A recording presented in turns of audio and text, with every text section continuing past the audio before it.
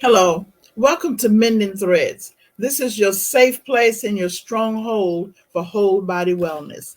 We're a transformation series dealing with mind, body, and spirit. And today we have a topic that we want to explore from both historical and cultural moments. We have with us Dr. Aswald Walker. I call him Doc Walker, because he's so well informed on topics. And not only is he a person well informed on topics and speak from the community, he is an author, and he's also a professor at University of Houston in cultural studies. And he's also served in many other aspects in the community. And he's also active with Shape Community Center and many of our other partners. So I want to bring on Doc Walker at this time to look at, and we can talk with it because he's also a pastor, associate pastor at the Shrine of the Black Madonna. And so he can look at things from a biblical, historical, cultural, and educational point of view. And so we have the person with us this morning. So let's talk about this topic. Wow. It's in the community, and very few people are wanting to even broach the subject. And when they broach the subject, they're talking about it from afar. They're talking about it as if things had not happened, that there are not foundation moments to this situation. And so here's the question: if we do not talk about the foundation or previous things to bring forward, how can you come to a resolution of how to resolve it? How can you have interventions? And not only that, you do even further damage when you don't take the historical context into consideration. Like when I'm teaching my class on, Black economics, there's this Mhm. huge white black wealth gap.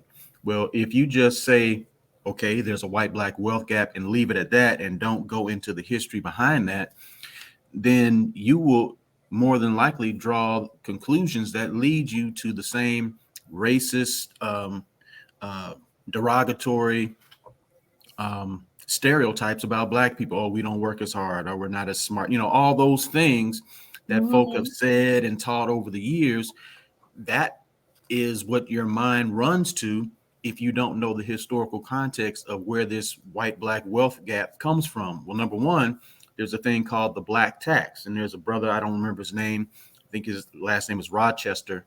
He did a scholarly work on putting a number, a dollar value to the amount of work that was stolen from Black people. And it's astronomical, but that's just one level of the Black tax. What about the 12 million acres of land that were stolen from Black farmers? We used to be uh, the country's biggest farmers. What about the GI Bill, which was known as the Great Democratizer? A bill, the piece of legislation that historically has moved more people from poverty to middle class status than any other piece of legislation ever produced by the U.S. government. And Black soldiers who gave their blood, sweat, and tears were not able to access the benefits of that GI Bill at the same, not even nearly at the Well, same now rate. that should be a critical moment. So It's definitely. what happened to that critical moment? Can you just expound on that just a little bit? How that would be beneficial and how that could have helped, and where we are today with that. Well, how it could have helped, if you look at the history of the United States, like before World War II, Hmm. most people, Black, white, or whatever, were living in poverty. Uh, Very few had indoor plumbing. I mean, you're talking about abject poverty for most of the country. With Hmm. the GI Bill, which allowed veterans to buy homes for less money, which allowed them to go to school for free and improve their education and the educational ability of their children. It allowed them to purchase homes and develop that wealth, and from that wealth, send their children off to school, build businesses. You're talking about wealth on top of wealth on top of wealth on top of generational wealth, and it moved millions of white people who were dirt poor, living in abject poverty. It Mhm. literally changed the game. It created the middle class, but very, very few black veterans who gave the same sacrifice and the same time and the same courage as their white soldier counterparts were not able to access those those same benefits. Now the benefits were on the book, but the offices that doled out the benefits were run by the same racist folk who had no vested interest in seeing black people reap those same rewards. So you're talking about a moment in time that could have dramatically, Mhm. dramatically Mhm. changed the economic, educational, health situation of Black people, but it was denied simply because of racism. And no one talks about this. And that's just one aspect. Right. hmm So it's really the training then for today, even it's the training of the persons or the belief or the training that implements whatever is on the books. It is that if you hold an old attitude and you're not doing that, what it says for the future is that anybody that's in a position to work with persons of diverse cultures should be trained in understanding and maybe what have I think there was some research that showed that training only may help, but they would have to actually spend time in that situation or with that person in order to truly have empathy or to have understanding. Yeah, because when I hear training as the answer, I think about police violence against Black and brown people. And I mean, it's almost laughable because the same training Mm-hmm. that officers use in order to de-escalate situations when they're dealing with white people is the same training that they don't use when they're dealing with Black and brown people. So I'm not certain that training in and of itself is the answer. I think I think it it's has to more go deeper. attitude. I think it's more attitude. It's a more not only knowledge but attitude. Now, attitude comes from knowledge, but you also have a vested interest in its recovery, or if it's Well, I think a Mhm. huge part of that vested interest has to be there has to be consequences and repercussions for your actions. Because Yes. if there are no consequences for you continuing to mistreat Black and brown people, well, then folk who have done it for decades and centuries will just continue to do it, whether they get training or not. Mhm. There has Mhm. to be consequences and repercussions. That was a huge part of the whole civil rights movement, right? Was Mhm. was policy, changing policies and changing laws so that whether you like me or not, Mhm. you can't just treat me any kind of way. There will be consequences and repercussions for those actions. But with regard to the black veterans, it's the same thing for black farmers. And you would talk to me even before the show. You were looking for those seminal moments that have really shaped and impacted black Yes. people. Well, if you Mhm. look at those two, one thing that built in us was a serious distrust of governmental institutions because um, you know we can bring on a third issue, redlining, which dramatically devalued black Mhm. homes, which again leads to Mhm. um, more impediments to building wealth. um, these weren't done by just individual racist realtors. This was the law of the land. These were government, local, state, and federal governmental Mhm. institutions that were doing Mhm. this. The 12 million acres of black farmland that was stolen, that wasn't just by some, little local group of KKK. We're talking about federal laws and federal institutions that had this on the books. There were laws on the books that said you cannot sell to black people, um, Yes. to the realtors. And then if you were a homeowner and selling your property, it was a part of your lease agreement, part of your part of your I can't remember what the name of the agreement, but you couldn't sell your home to someone who was black. This You was know, you know, law of the land. Doc Walker, I personally experienced that, and well, I'm kind of up there in age, so maybe that was a little while ago, but it's all right. But anyway, in South Houston, Mm-hmm. I'm trying to think the name of that subdivision. It used to be a movie theater there, Holmes Road on that side, movie theater. It's a nice little subdivision back there. And as a young couple, we bought a home there.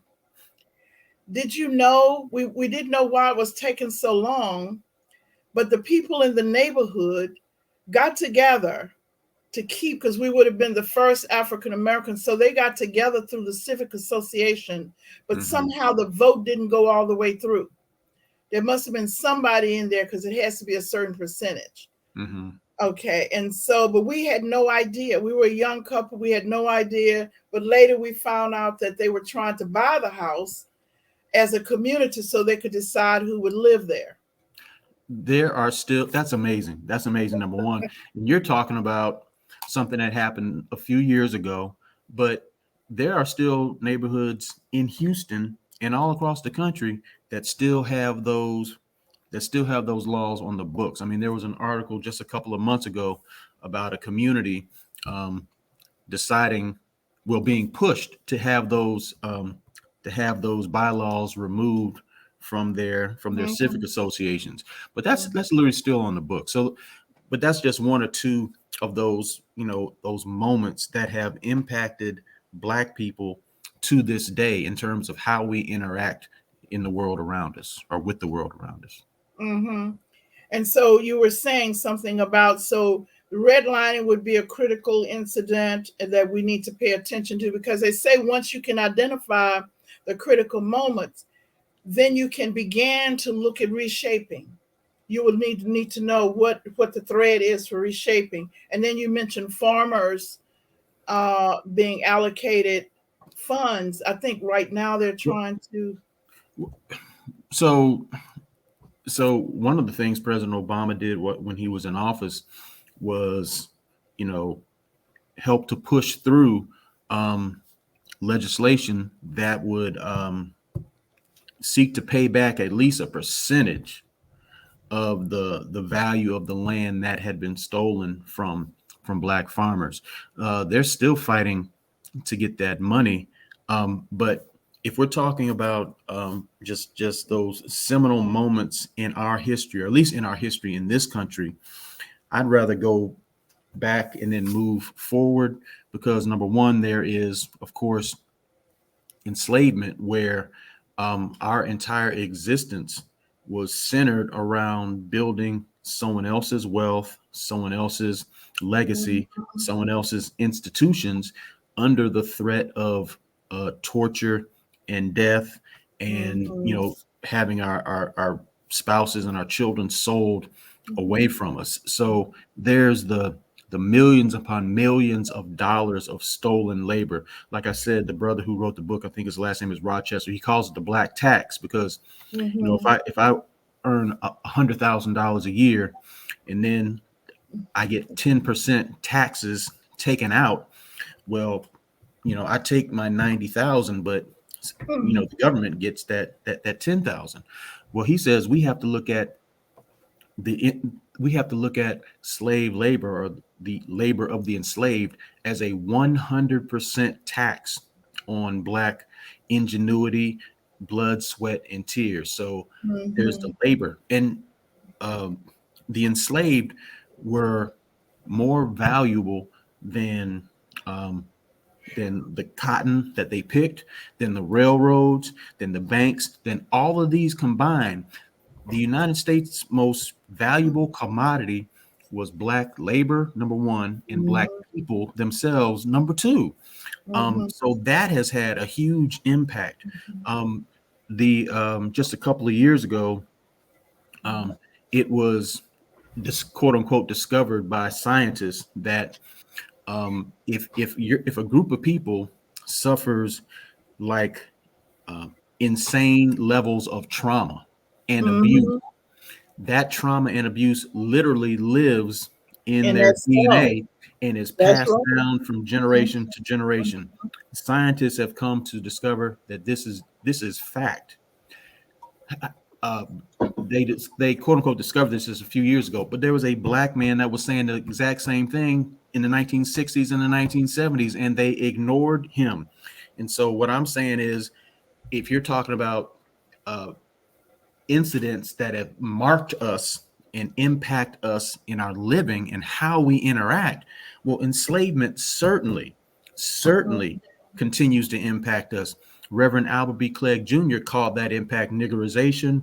Dr. Mhm. Naeem Akbar called that impact internalized oppression. Dr. Joy Mhm. Leary DeJure, she calls it post-traumatic slavery syndrome. But they are all Mhm. saying that the pain, the trauma that our ancestors went through still negatively impacts how we see ourselves, how we see each other, and how we interact with one another. Then there's, during enslavement, there was the literal raping of women, men, and children. And Mhm. imagine the level of psychic trauma that has to give to a parent to see their child go through that Yes. a spouse to see their child go through that Mhm. and feel as if there is literally nothing you can do, and if you do something, you are killed.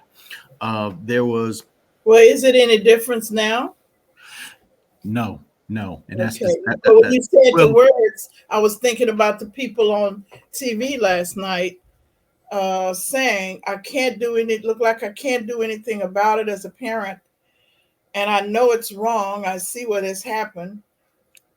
yeah, So I yeah. could imagine what's going on in their minds. This feeling of there's absolutely nothing we can do, and then rape was used as a weapon of war, right? Mhm. Oftentimes we hear about countries today, that's considered a war crime to use rape as a weapon of war, rape as terrorism. But that's what was going on the plantation. To black men who quote unquote stepped out of line. In fact, they Yeah. had a term for it. They called it buck breaking. They were going Right. to break their spirit. They were going to and they were going to do this in front of the whole community so that everyone knew That the, this the would happen. damage that this Mhm. happened to this particular brother. And um and so, but you also had wet nurses during enslavement, uh specifically black women who had recently given birth. They had to spend their time allowing Massa's child to suck at her bosom even before her own. And so, well, what's the damage that's done? Well, the damage that is done is we're literally being encoded to put everyone else's interests before our own. Right. It's almost as if we exist to make sure that everyone else is okay, everyone else is taken care of, everyone else moves forward, even before we Mhm. have any energy at Mhm. all for ourselves. In fact, Mhm. it's as if we have no energy for ourselves. And you can kind of see that today, right? We work our Right. 9 to 5. Most of us are working 2, 3, 4 jobs, and then we come home and we Too almost feel tired. too tired to do anything for our own community, for our own individual growth. Mhm. All those Mhm. things, those patterns continue to stay with us. Or even think in another manner of how to survive without having to do it. So, see, the mind is not thinking, the mind is thinking to follow the same path that you observed, that you were trained to follow in another level, you see, so that your brain does not engage in any critical thinking, only survival, only the Yeah, survival. Hmm. exactly. And one of my mentors, he's the presiding bishop of the Shrines of the Black Madonna, Bishop Kamathi Nelson. He calls that the devil's treadmill, um, Hmm. where you're expending all this energy working for someone else, You working for should someone invite. else. You should invite him I, sometime. I should. I should. You spend all this energy working for everyone else, and you're too tired to focus on bringing your own energy and ingenuity to whatever issues or challenges your family, your community, your people face, because you're Mhm. worn out. And what you go to bed, you rest up, and you get back on that treadmill All over all again. over Uh-huh. again. Right. Okay. So so that is it. So now here's what I wanted to really take some time to look at. Mm-hmm. If we know this, what what critical what is it that we need to do now? Where's the breakaway? Where is so many of us know this? So I wonder if we explored, okay, for example, redlining. What would be the breakaway for persons who are disenfranchised? How could one use that to define their present, to make a difference in the present?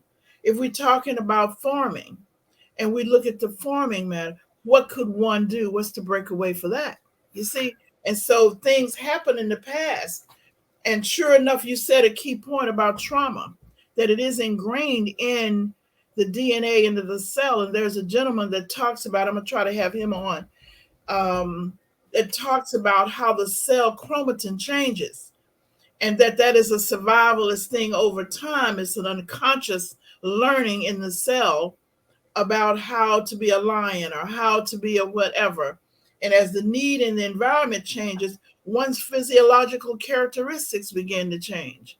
Mm-hmm. And one response to the environment begins to change. So we need to look at it as real. So when we're looking at violence and everything that's going on and wondering what is happening, then where is the breakaway time that we go back to look at the responsibility I of think this? one I think Mhm. one level of the breakaway is when we look back at those moments of trauma, we recognize that in spite of all that, we built this nation.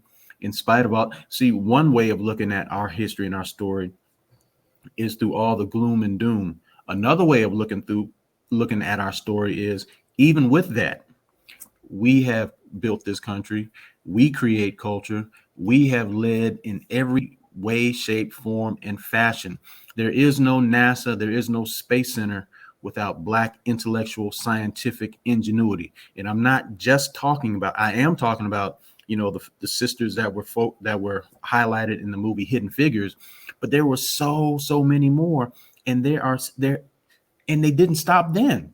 I used to work for council member Ada Edwards, and that was one of her big things. She's like, we don't even know. I mean, literally right now, there are brilliant Black minds in science working in NASA, working here, there, and wherever, and we just don't know that. So part of our story, if we say our trauma is in our DNA. Also, our power, courage to overcome in spite of is in our DNA. It is literally built into us. All Right. that has been thrown at us, we have somehow, some way managed to push through and continue Mhm. to lead in the arts, in sciences, in music, in every field imaginable. So part of the breaking away is getting to our entire story. And I haven't even talked about the part of our story that's way longer and broader and deeper than our time in America. Before that, when we gave the Yes. world religion, art, science, Yes. all of that, which And I I could talk think we need about to ad know some nauseum. of that. We need to know the pride. We need to know that it's not false. We need to know what came before America. We need to know how it helps with our resilience to call upon it. We even need to know how it relates to the Bible, that we read the part that we read. How does it relate to us? That people are really just not talking about it. Yeah, I agree. Um, and I also say there's so much to learn about our time here because Yeah. we haven't learned, not only us, no one has learned that story because of epistemic violence, because it has not been to the benefit of those who made profit off of our labor and off of our ignorance. It hasn't been to their benefit to teach us or their children the whole story. But a huge part of the breakaway, as you say, is number one, learning the triumph within Mhm. the tragedy, but also um, it's recognizing that we have always had like this spirit of self-determination within us. And so, you know, one thing they do teach us is that Black people have fought in every war that the United States has been in.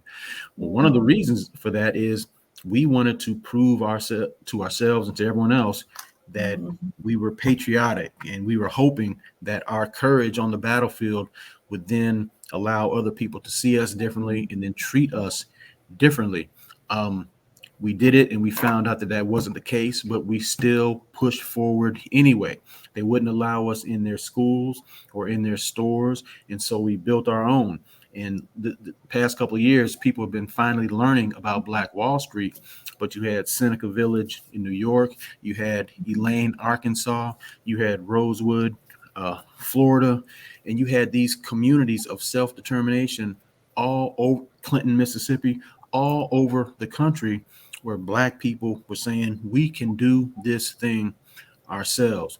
The pushback was white domestic terrorism, the way it's taught, um, all the lynching, the parade of lynching, that hit our communities. They say, well, it was because they were trying to protect Black womanhood.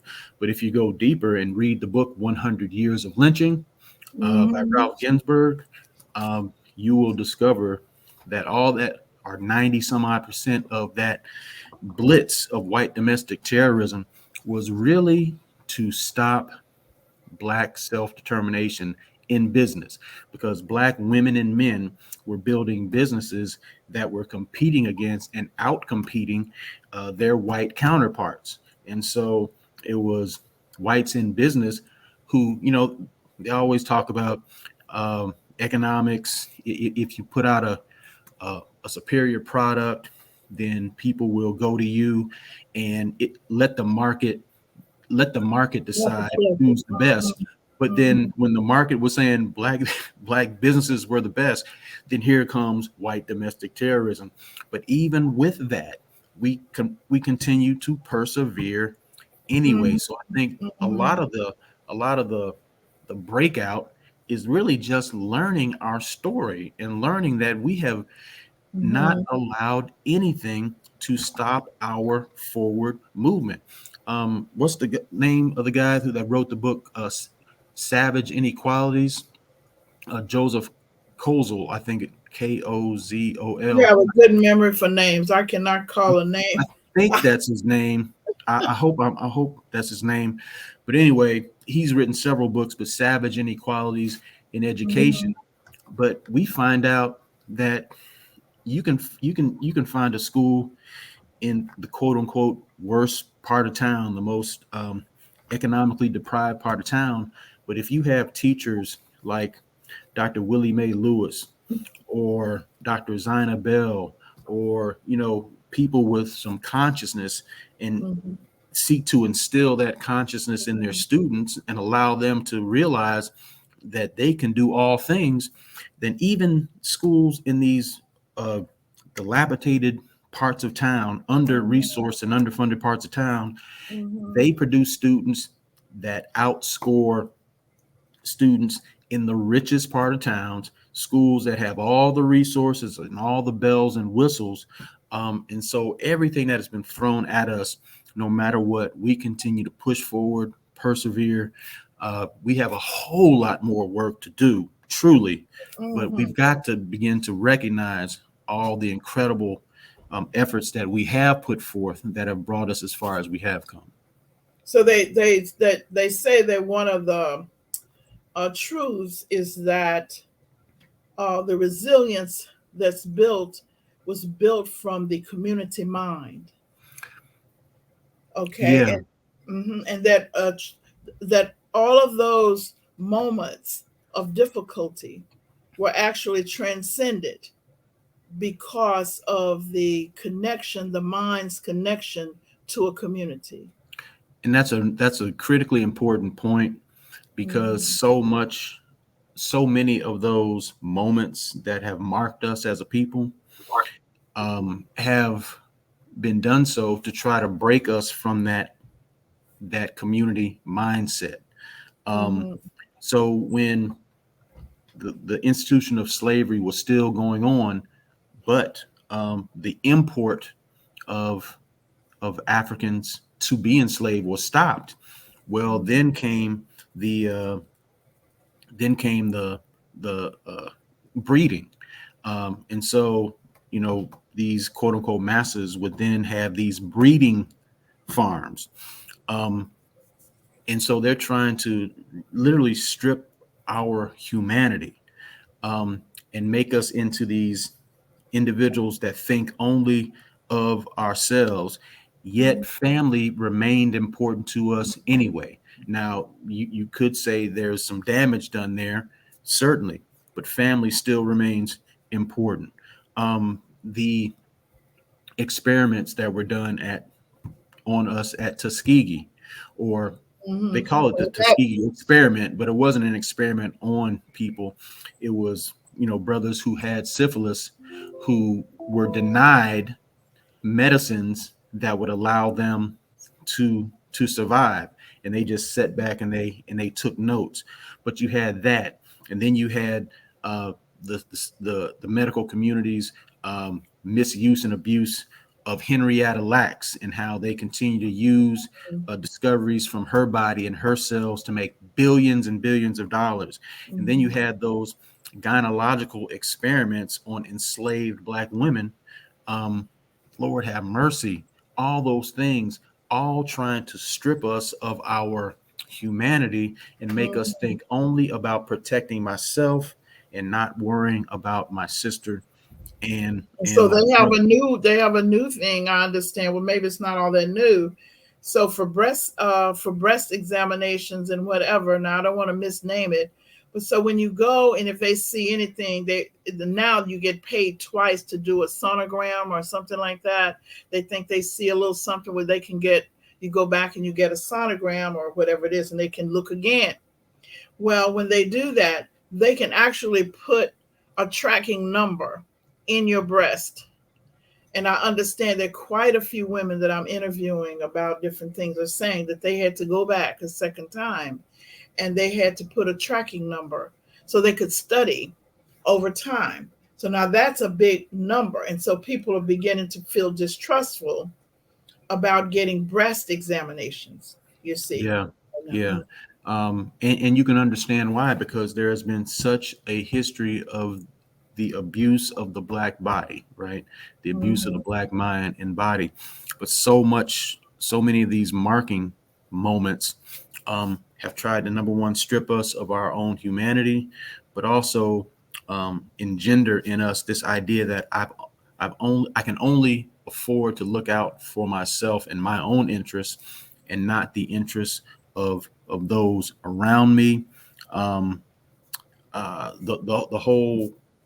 I mean, we can go on for days and days about the different things, but you're looking for ways to break out of that, and I think one of the most But I powerful ways. also think what you just said is important because to break out of it, you must then change what? The mindset. And so if the mindset is being reinforced and you're getting fed promotions or funds or whatever, you get the funds if you think this way. Yeah, So right. so to break out of it means that you would have to do something altogether different. Well, and we see groups of our people doing things differently throughout the decades, and we're Yes, seeing it again in this decade. right. Uh, we're seeing groups that say we have to focus on telling our own story and our own Yes. history, since we're not getting it in the schools, whether that be the homeschool movement or the charter Mhm. school movement, or the fight for African American studies on college campuses and high school campuses as well. But that's one level of it, right? In order for us to tell our story so we can see ourselves in history. And because that's almost like spiritual or emotional steroids, when you can Yes. see someone that looks like you, that has done great things in history. What they say, what man has done man can do, what woman has done women can do. When you know that you've done it before, it Yes. gives you a whole different level Yes. of confidence. So that's one thing. But also there's this long history of Black people forming counterculture communities. Fela did it on the African continent. Reverend Albert B. Clegg did it here in the United States. Marcus Mosiah Garvey sought to do it with his Universal Negro Improvement Association, where you get these movements, almost self-contained movements of self-determination. You could add the Nation of Islam to that. You could add uh, the, NBUF, National Black United Front to that. Mhm. Shape Community Center has created an ecosystem in and of itself, and you see the benefits because one person helps the other, helps the other, helps the other. Here in Right. Houston, you have the citywide Kwanzaa committee, where instead of each group competing against each other, they said, well, let's come together. Let's Yes. build something that can benefit all. And it Oh, benefits all the different groups economically, educationally, health wise, because there's a whole lot of good, healthy food. I know you like that yes. conversation. I love some good, tasty, good food. Right. So I don't know if those are some. Yes. Ways to come together. So I think if we go back and we just begin to look at some things to shape the attitudes that we really need to do, both our family, family orient. Our theme is rebuild, renew beliefs, rebuild faith, and reconnect families and communities. And Mhm. somehow our families and communities are separate around wellness, around health. And I went on to look at Harris County's thing where they are beginning to discuss distrust of the COVID vaccine and why 47% of the African Americans, I think they said, are distrustful of the vaccine. And why is it that and they were looking at the different reasons why that is and the impact upon wellness and the use of healthier things or the way that we think about things. So when I was sharing with somebody, they were asking me from a different culture, what does that really mean? And so in every situation, it is that we as African Americans are thinking at least on two levels. So not only are we trying to make a decision about the situation, we're also trying to make a decision about where this comes from and if this is specifically about me or can I. So we're not just thinking about health. We have to then ferret through all of the information to see how should I read this information. It's the exact same thing when we're talking about black folks' interaction with the police. I was reading this article from 2020, and it was about the black man who called the police because his children woke him up and told him at 2:30 in the morning across the street their neighbor's door was wide open and the lights were on. And so, worried, he said he called for a wellness check because he knew that the sister that lived across the street from him, she was going through some health issues, and this was highly unlikely that her door was wide open at 2:30 in the morning and the lights were on. So he called for a wellness check. Long story short, that sister's daughter and son just happened to be in the house. They were up late playing video games, and her daughter got killed by police. And so the man who made the call, he was talking about how I've got to live with that guilt for the rest of my life because had I not called the police, maybe she would be alive. And so he talked about how, like a year or two after that, um, there were some gunshots going on in the neighborhood, and one of his children wanted him to call the police and said, I am never calling the police again in my life. And so, which is crazy because um, black people, we are highly critical of police misconduct, but we have a whole lot of brothers and sisters in law enforcement. So you can't say we are not anti-law enforcement.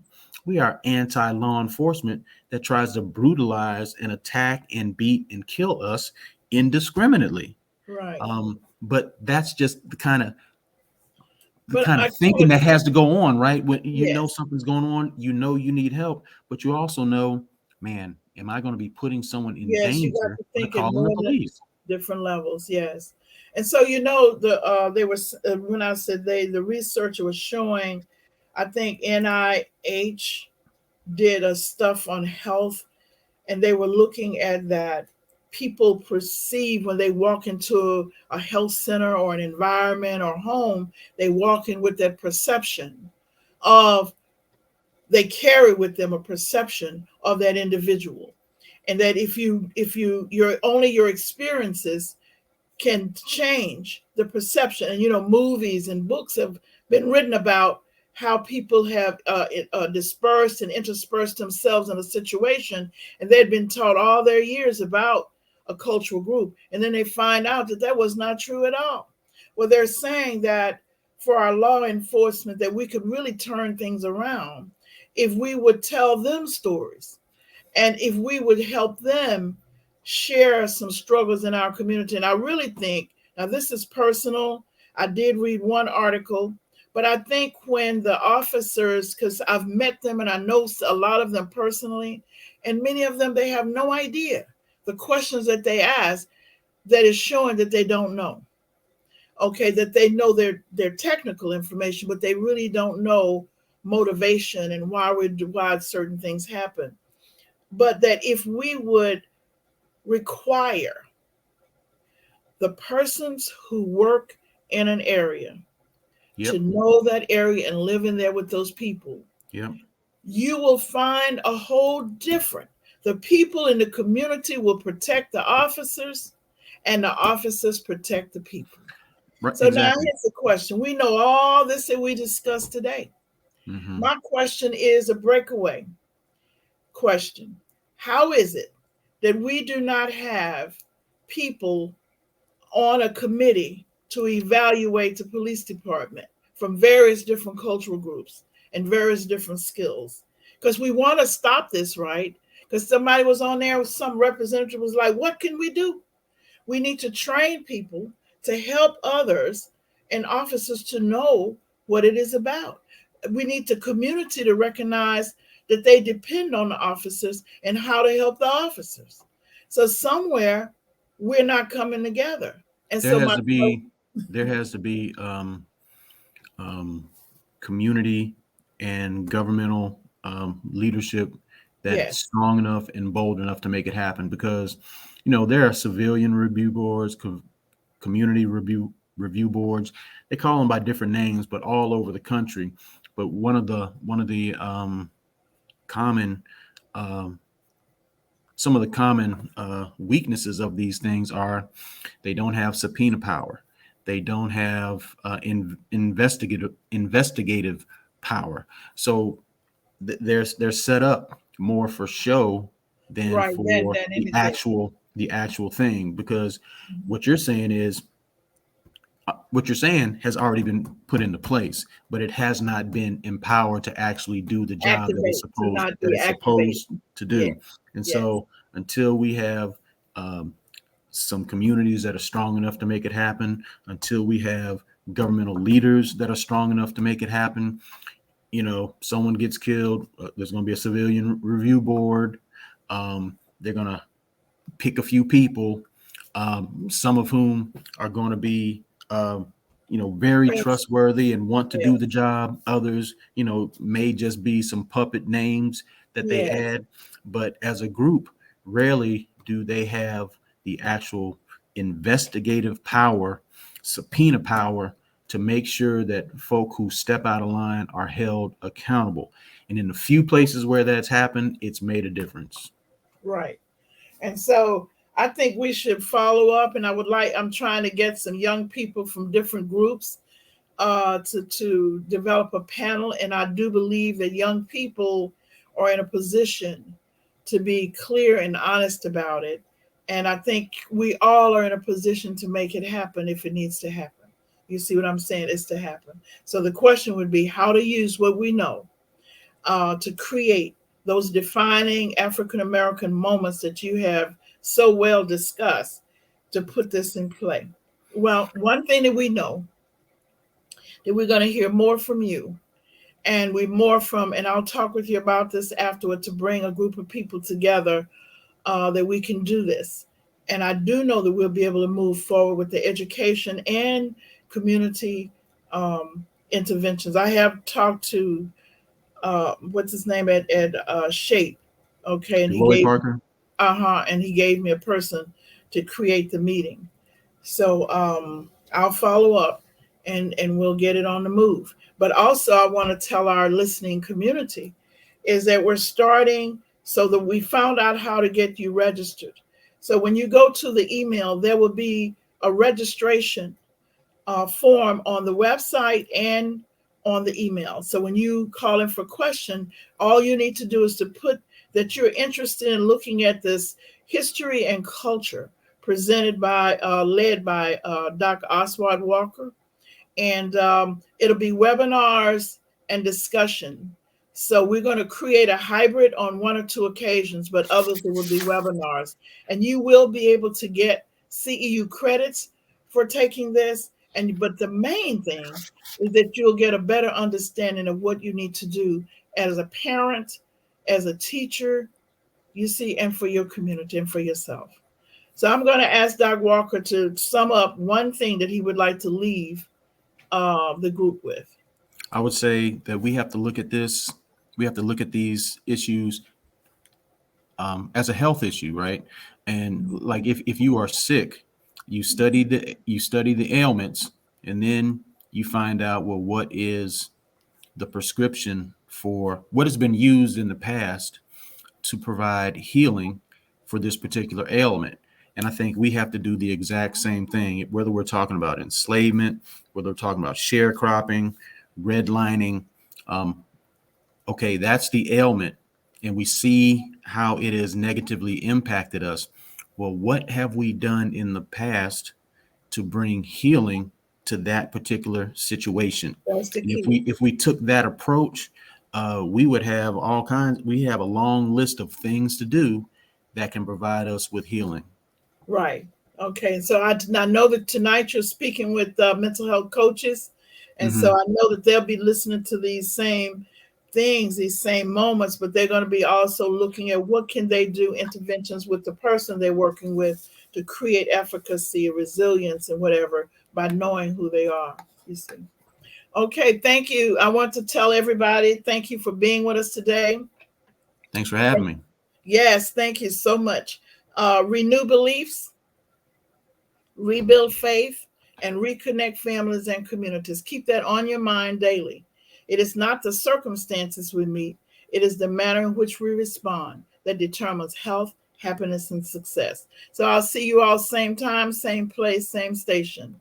Thank you.